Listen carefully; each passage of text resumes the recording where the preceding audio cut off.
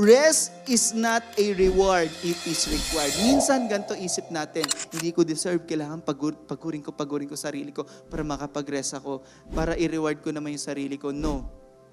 Rest is required.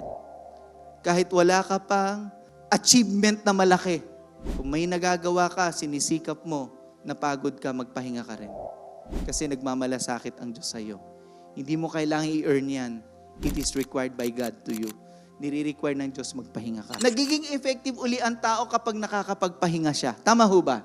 Sleep is only just one aspect of rest. When you sleep, your body recovers. But sometimes your mind could not. But those are just aspects of rest. There are other aspects. At minsan, itong pinakamahalaga, ang nalimutan natin, yung spiritual rest. The rest that we can find in God. Kaya kung pagod na pagod ka na, the Lord said, come to me, all who are tired and heavy laden, and have heavy loads, and I will give you rest.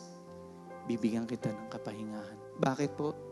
Sapagkat nagmamalasakit ang Diyos sa iyo. Kaya gusto kanyang makaranas ng kapahingahan niya. Mahal ka ng Diyos.